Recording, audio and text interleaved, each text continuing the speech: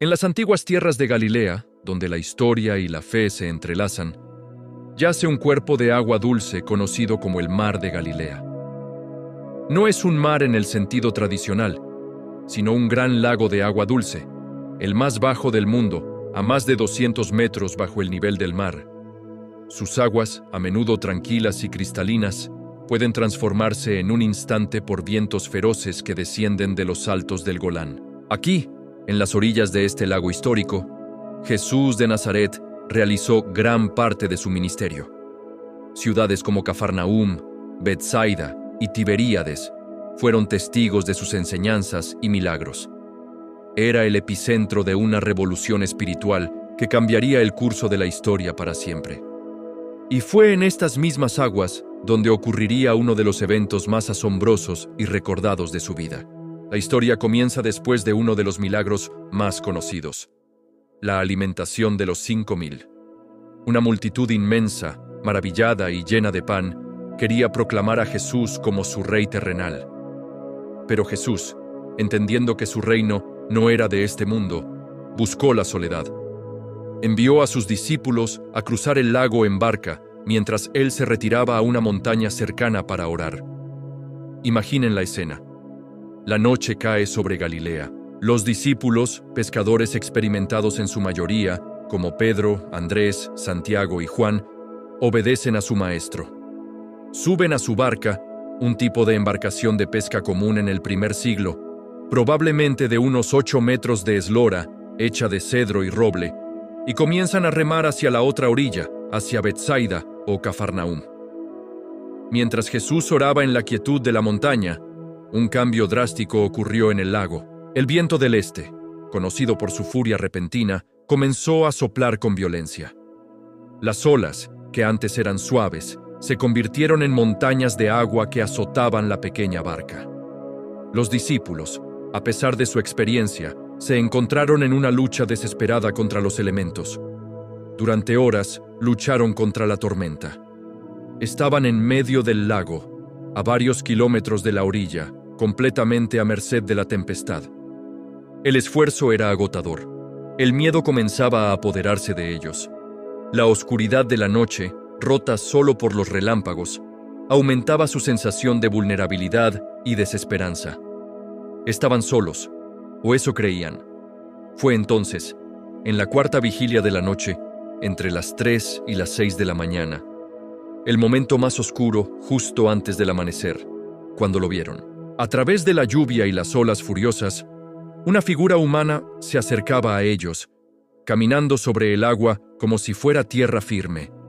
Su primer instinto no fue de alivio, sino de terror absoluto. En un mundo lleno de supersticiones y creencias en espíritus y fantasmas, su reacción fue comprensible. ¡Es un fantasma!, gritaron, paralizados por el miedo. El pánico se apoderó de la barca. Lo que veían desafiaba todas las leyes de la naturaleza y toda su experiencia como marineros. La tormenta afuera era aterradora, pero la figura que se acercaba era aún más inquietante. Pero en medio del caos y el terror, una voz familiar y tranquilizadora resonó sobre el rugido del viento y las olas. Era la voz de Jesús. «Tengan ánimo», les dijo. «Soy yo, no teman». Estas palabras, «soy yo», en griego, ego eimi, eran profundamente significativas, evocando la misma frase que Dios usó para revelarse a Moisés en el Antiguo Testamento. Pedro, siempre impulsivo y lleno de una fe audaz, reaccionó de inmediato. Si realmente era Jesús, quería una prueba, quería participar en el milagro. «Señor, si eres tú», gritó por encima de la tormenta, «manda que yo vaya a ti sobre las aguas». Su petición era una mezcla de duda y una fe increíblemente atrevida. La respuesta de Jesús fue simple y directa. «Ven». Con esa sola palabra, el orden natural fue suspendido una vez más. Pedro, lleno de confianza por la invitación de su maestro, saltó por la borda de la barca. Y por un momento asombroso, lo imposible sucedió.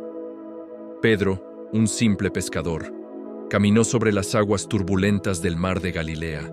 Sus ojos estaban fijos en Jesús, la fuente de su milagro. Mientras mantenía su mirada en su Señor, desafiaba la gravedad y la lógica. Cada paso sobre las olas era un testimonio de su fe.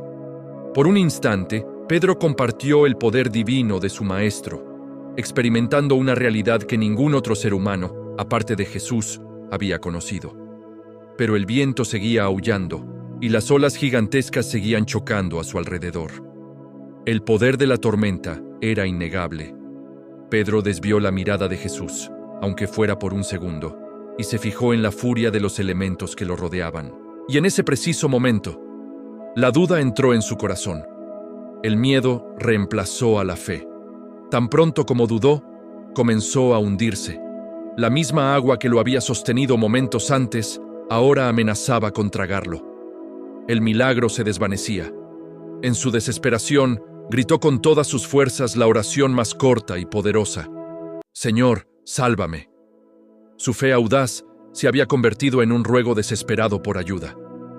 Inmediatamente, Jesús extendió su mano y lo sujetó. No lo dejó hundirse. Mientras lo sostenía, le hizo una pregunta suave pero penetrante. «Hombre de poca fe, ¿por qué dudaste?». No era un regaño duro, sino una enseñanza profunda sobre la naturaleza de la fe. La duda había sido el único obstáculo. Juntos, Jesús y Pedro subieron a la barca, y en el momento en que sus pies tocaron la cubierta de madera, algo aún más milagroso ocurrió. El viento cesó por completo. La tormenta, que había rugido con tanta furia, se calmó instantáneamente. Una quietud sobrenatural y profunda cayó sobre el mar de Galilea. Los otros discípulos, que habían observado toda la escena con una mezcla de terror y asombro, quedaron completamente maravillados. Habían visto a Jesús calmar una tormenta antes, pero esto era diferente. Habían presenciado a un hombre caminar sobre el agua y a otro intentarlo. La evidencia era abrumadora, innegable. Su reacción fue de adoración pura. Se postraron ante él y sus corazones finalmente comprendieron una verdad más profunda. Verdaderamente, declararon al unísono: «Tú eres el Hijo de Dios». Ya no era solo un maestro, un profeta o un hacedor de milagros. En ese momento, en medio de un lago en calma, reconocieron su divinidad. Este evento no es solo una demostración espectacular de poder divino sobre la naturaleza, es una lección profunda sobre la fe, la duda y la identidad de Jesús. Nos enseña que cuando mantenemos nuestros ojos en Él, podemos superar las tormentas de la vida, pero cuando nos enfocamos en el miedo y las circunstancias, comenzamos a hundirnos. La noche que Jesús caminó sobre el mar es un faro de esperanza. Nos recuerda que incluso en nuestras noches más oscuras y tormentosas, cuando sentimos que nos hundimos, Él está ahí, caminando hacia nosotros, listo para extender su mano y salvarnos. Solo necesitamos clamar a Él. Gracias por acompañarnos en este viaje. Si te ha gustado, suscríbete para más historias que han moldeado nuestro mundo. Dios te bendiga.